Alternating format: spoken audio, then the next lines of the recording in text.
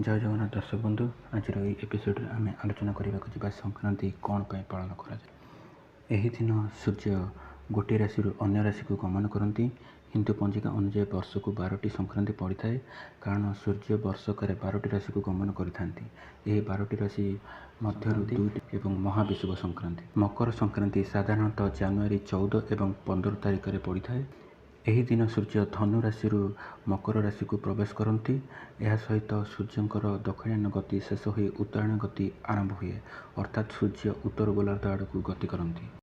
यही दिन ठारू क्रमशः दिन बड़ हुए एवं उत्तर भारत में शीत कमिबा आरंभ हुए। हिंदू धर्म में उत्तरायण गति को देवता मानकर दिन भाव में ग्रहण कर समय शुभ और पवित्र बोली विश्वास करा जाए। यही समय नुआ फसल तथा धान आलू एवं विभिन्न प्रकार फसल अमल करा जाय थाए। चाषी माने भल फसल पर सूर्य देवता को कृतज्ञता जनाई यही पर्व पालन करती। ओडिशा रे यही दिन मकर चाउल नामक एक विशेष पदार्थ तैयारी करा जाए। पौराणिक मत अनुसार मकर संक्रांति दिन पवित्र नदी तथा गंगा नदी महानदी कृष्ण नदी में स्नान कले सकल पापर मुक्ति मिले बोली विश्वास अछि।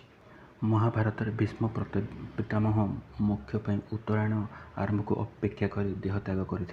अन्यतम संक्रांति होची महाविषुव संक्रांति। यह एप्रिल मासरे पड़ी था। पंजिका अनुजाई यही दिन ओडिशार नूतन वर्षर प्रथम दिवस भाव पालन कराए। यही दिन ठारू वैशाख मास आरंभ हुए। ग्रीष्म ऋतुर आरंभ होई दिन जलदानर महत्व अधिक रही। ठाकुर पाखे पणा भोग हुए तेणु यह पणा संक्रांति कहुए। ओडिशा रे यही दिन को हनुमान जयंती भाव पालन कराए। ओडिशार अनेक अंचल विशेषकर दक्षिण ओडिशा रे चैत्र मास आरंभ होता प्रसिद्ध दंडयात्रा यही दिन शेष होता है। धन्यवाद दर्शक बंधु। ये एपिसोड आपन को केमिति लगिला आपण जरूर कमेंट करंतु और मो चैनल को सब्सक्राइब करंतु। ये चैनल टी आपणकर आपण जदि अधिक किसी इनफॉरमेशन आशा करुछंती तेबे कमेंट करंतु। मो नेक्स्ट वीडियो रे जरूर ऐड करिवि। जय जगन्नाथ।